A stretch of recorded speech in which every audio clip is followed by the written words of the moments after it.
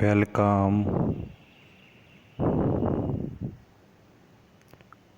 કર ભલા હોગા ભલા સર્વ વિદ્યાલય કેળવણી મંડળ ગાંધીનગરની એક શાખા શ્રીમતી મૃદુલાબેન ભરતભાઈ પટેલ કન્યા પ્રાથમિક શાળા સેક્ટર 23 ગાંધીનગર આપનું હાર્દિક સ્વાગત કરે છે.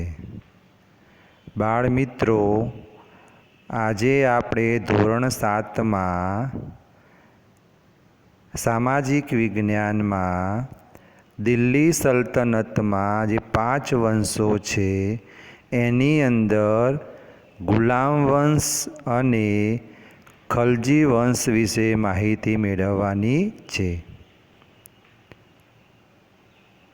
અહીંયા દિલ્હી સલ્તનત વિશે આપણે જોઈશું કે પ્રાચીન કાળથી દિલ્હી ભારતીય રાજનીતિનું એક કેન્દ્ર બન્યું હતું.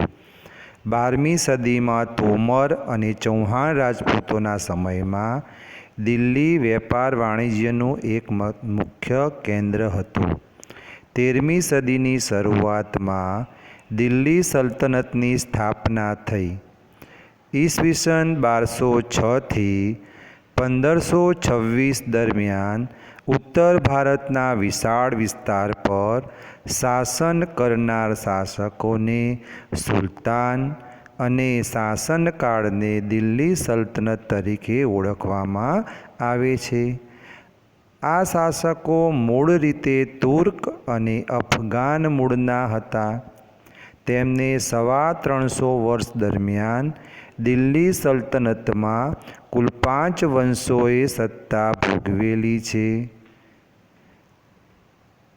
આ 5 વંશો કયા હતા તેના વિશે આપણે જાણીએ કે એની અંદર ગુલામ વંશ, ખલજી વંશ, તુગલક વંશ, સૈયદ વંશ અને છેલ્લો છે લોદી વંશ. આ 5 વંશોને યાદ રાખવા હોય તો એનું એ ટૂંકું સૂત્ર છે ગુડ ખા તું સાલે. તો દરેકનો પહેલો અક્ષર તમે જોઈ શકો છો કે ગુ માટે ગુલામ વંશ, ખા એટલે ખિલજી વંશ, તુ એટલે તુગલક વંશ અને સા એટલે સૈયદ વંશ અને લે એટલે લોદી વંશ. હવે આપણે ગુલામ વંશમાં કુતબુદ્દીન ઐબક વિશે વાત કરીશું કે ગુલામ વંશનો સમયગાળો 1206થી 1290 સુધીનો છે. એનો પ્રથમ સ્થાપક એટલે કે ગુલામ વંશનો પ્રથમ સ્થાપક કુતબુદ્દીન ઐબક હતો. તમે રાજપૂત યુગમાં જોઈ ગયા છો કે ઈસવીસન 1191માં તરાઈનું પ્રથમ યુદ્ધ થયું અને 1192માં તરાઈનું બીજું યુદ્ધ થયું પૃથ્વીરાજ ચૌહાણ અને શિયાબુદ્દીન ગોરી વચ્ચે, જેની અંદર શિયાબુદ્દીનની વિજય થયો અને પૃથ્વીરાજ ચૌહાણની હાર થઈ, જેના કારણે દિલ્હીમાં સલ્તનતની સત્તાનો પાયો નાખ્યો અને રજપૂત યુગનો અંત આવ્યો. મુહમ્મદ ગોરીના ગુલામ કુતબુદ્દીન ઐબકે મામલુક વંશનો હતો. એને ગુલામ વંશનો પણ સ્થાપક કહેવાય છે અને મામલુક વંશનો પણ સ્થાપક કહેવાય છે. તેણે માત્ર 5 વર્ષના શાસનકાળમાં સલ્તનત સત્તાને જાળવી રાખવાનો પ્રયત્ન કર્યો. ઈસવીસન 1210માં પોલો રમતા ઘોડા પરથી પડી જવાના કારણે તેનું મૃત્યુ થયું. તમે જોઈ શકો છો બાજુમાં ચિત્રમાં જે ચોગાનની રમત છે, પોલોની રમત, તેના ઉપરથી ઘોડા ઉપરથી પડી જવાના કારણે તેનું અવસાન થયું. એની કબર એ લાહોર ખાતે આવેલી છે. હવે આપણે કુતબુદ્દીન ઐબક પછી તેનો જમાઈ ઇલ્તુત્મિશ એ દિલ્હીની ગાદી ઉપર આવ્યો. કુતબુદ્દીન ઐબકના અવસાન બાદ તેનો ગુલામ અને જમાઈ ઇલ્તુત્મિશ ગાદીએ આવ્યો.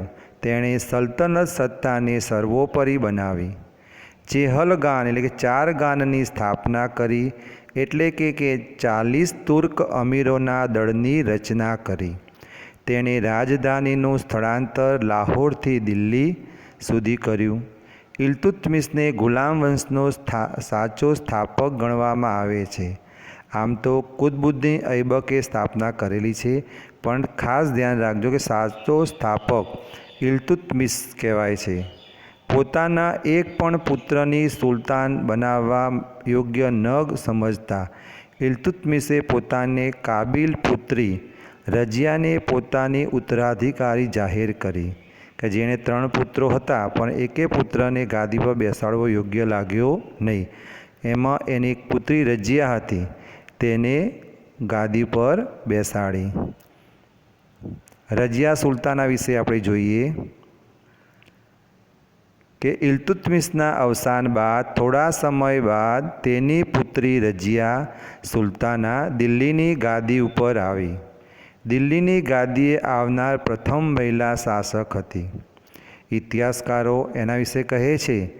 મિન્હાજ એ સિરાજ એ ઇતિહાસકાર છે.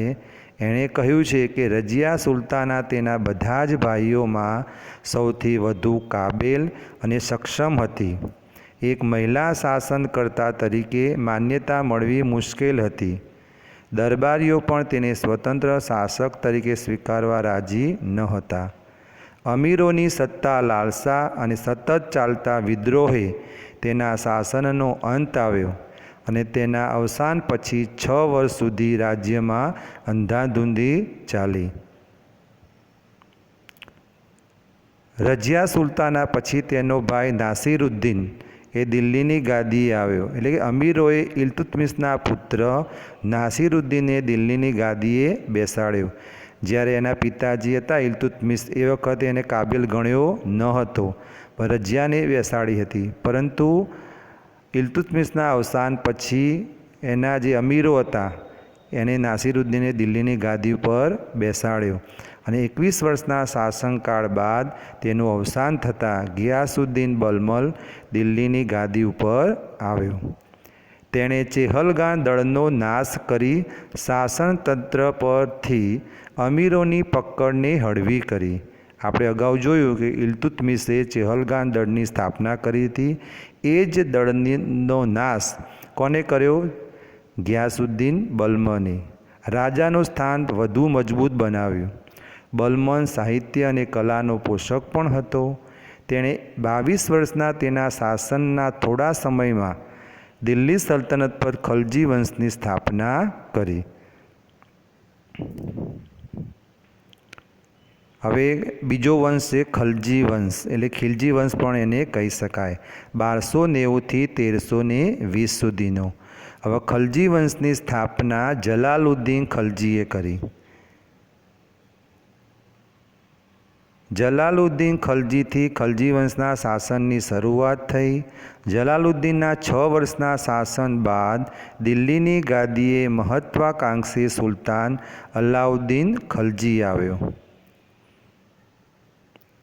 હવે ખલજી વંશનો સમયગાળો જોયો હતો કે જલાલુદ્દીન પછી અલાઉદ્દીન ખલજી વંશના આવ્યો.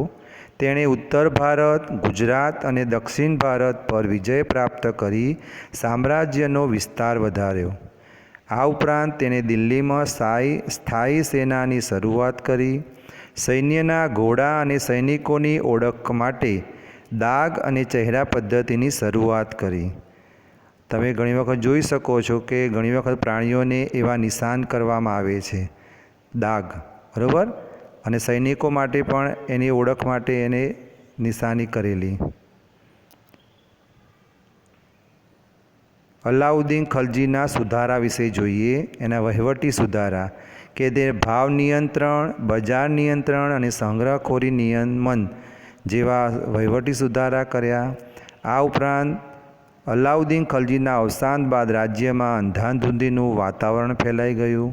ખલજી રાજવંશનો અંત આણી દિલ્હીની ગાદીએથી તુઘલક શાસનની શરૂઆત કરનાર ગિયાસુદ્દીન તુઘલક હતો.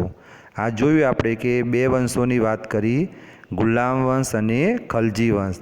પછી આપણે તુઘલક વંશની વાત કરવાની છે. હવે અલાઉદ્દીન ખલજીમાં જોયું હતું કે એનો દરબારમાં કવિ અમીર ખુસરો એ પોતે સંગીતનો શોખીન હતો. બાજુ ચિત્રમાં તમે જોઈ શકો છો. એના વાજિંત્રો પણ તમે જોઈ શકો છો. હવે આપણે જે બે મુદ્દાની વાત કરી, બે વંશોની, એની અંદર જે ખાલી જગ્યાઓ આવે છે આપણે વાંચીને પછી જાતે કરવા પ્રયત્ન કરવાનો છે. આ ઘરકામ તમારું છે, બરાબર. અહીંયા 4 ખાલી જગ્યાઓ મૂકેલી છે, બરાબર, વાંચવાની છે. એના સાચા જવાબ શું આવે એ તમારે સમજવાના છે. અહીંયા બીજી પણ 3 ખાલી જગ્યાઓ છે. અને તમારે છેલ્લે સ્વાધ્યાય કાર્ય સમાજ વિદ્યાની નોટબુકમાં લખવાનું છે બાળમિત્રો કે ગુલામ વંશ અને ખલજી વંશ વિશે માહિતી મેળવી તેના મુદ્દા તમારે નોટબુકમાં લખવાના છે. નમસ્કાર, થેન્ક યુ. હવે પછીનો વિડીયો મૂકવામાં આવશે.